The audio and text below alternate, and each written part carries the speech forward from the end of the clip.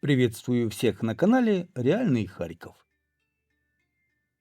Продолжаю вас знакомить с событиями и новостями разного рода информации, происходящими в городе Харькове. В июле 2025 года Харьков подвергся 103 российским обстрелам.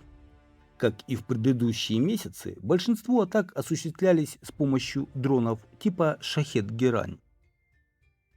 В результате обстрелов в июле пострадали 164 человека, среди которых 20 детей. Один человек погиб. Разрушениям подверглись 8 из 9 районов города, что свидетельствует о масштабности атак. Что касается воздушных тревог, то в Харьковской области они продолжались в общей сложности 16 суток, а в самом городе 10 суток.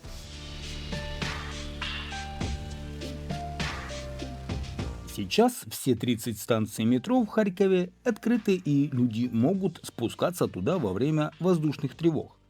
Также оборудованы 14 остановок общественного транспорта, где горожане могут спрятаться во время опасности.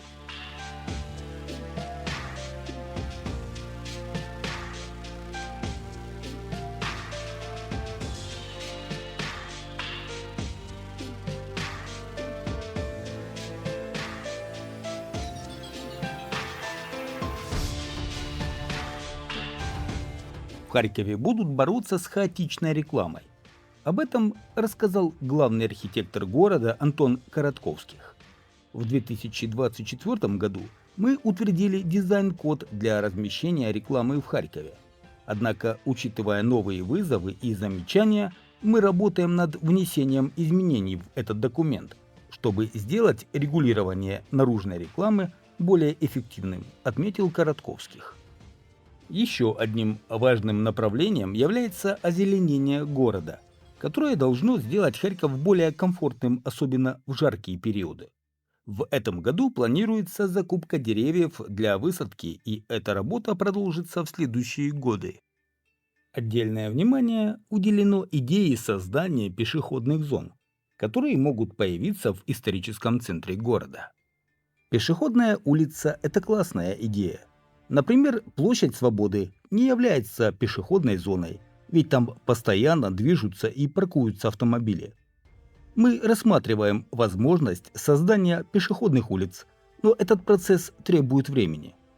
Для кого-то это будет удобно, а для других может создать проблемы, например, с доступом к домам. Поэтому мы учитываем все аспекты, проводим диалог с общественностью, чтобы найти оптимальные решения, пояснил Антон Коротковских.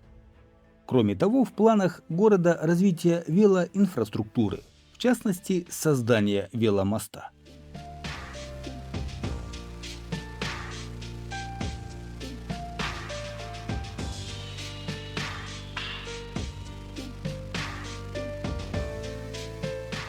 В Харькове после урагана открылся вход в подземелье, о котором раньше не знали.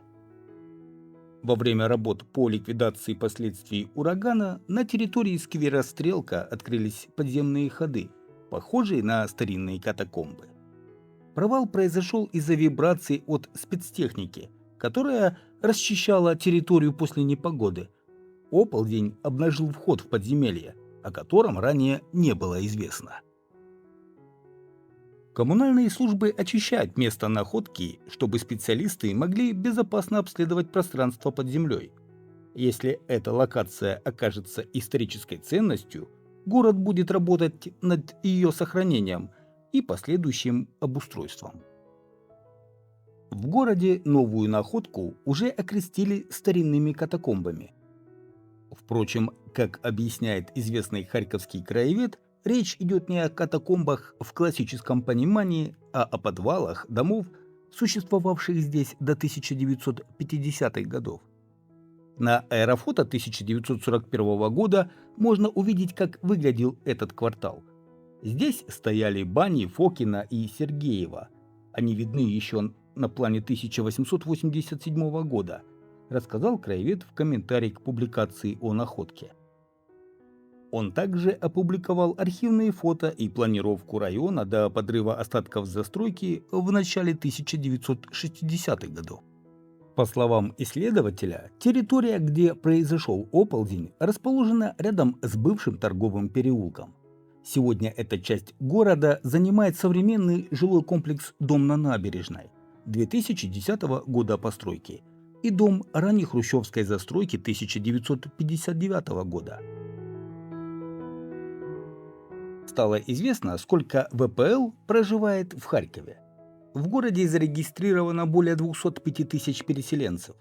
Среди них 12 600 человек с инвалидностью, около 27 тысяч детей и почти 66 тысяч пенсионеров. В Харьков переехали также 109 многодетных семей, 102 семьи опекунов, 10 приемных семей и 1 детский дом семейного типа.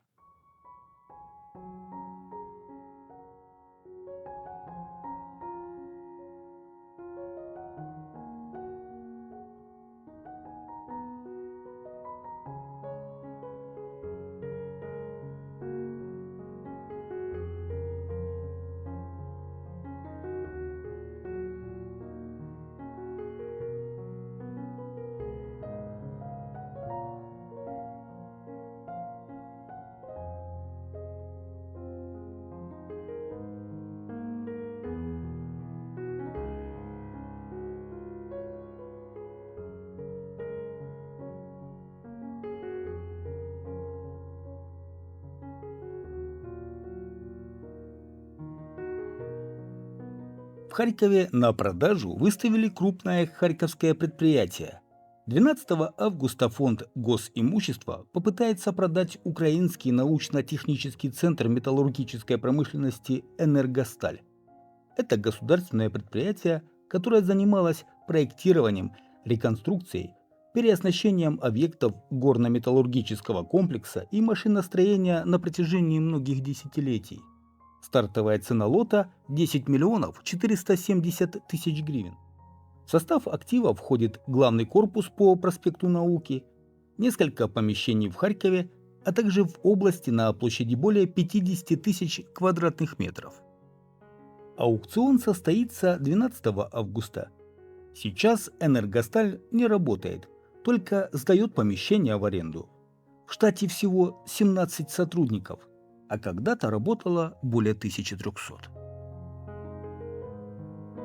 В Харькове лебедь застрял между бревнами облицовки водоема в Центральном парке. Подобное случилось впервые. На помощь птице пришла девушка, которая в это время отдыхала в парке. Она без колебаний прыгнула в водоем, чтобы спасти лебедя.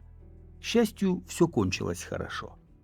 Городской голова Харькова Игорь Терехов поблагодарил девушку за отвагу і человечность. Яка краса, дякую, можна я вас зніму? Дякую. Дякую вам велике. Дуже гарні. Мені дуже приємно. Мені дуже приємно жити саме в Харкові. Мені дуже приємно, що в нас такий хазяїн міста, який робить наше місто квітуче. Та саме у людей розквітає серце. Дякую вам велике, що ви поруч саме. Дякую за вашу позицію. Звісно, це, знаєте, такий випадок, який стався. Це про людяність, перш за все. Так.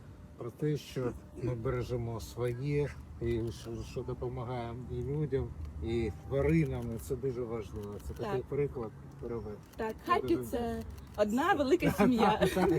Це ми. Дякую вам, що ви наш такий тато, який робить наше місто, наших людей добрими, сердечними. Дякую вам.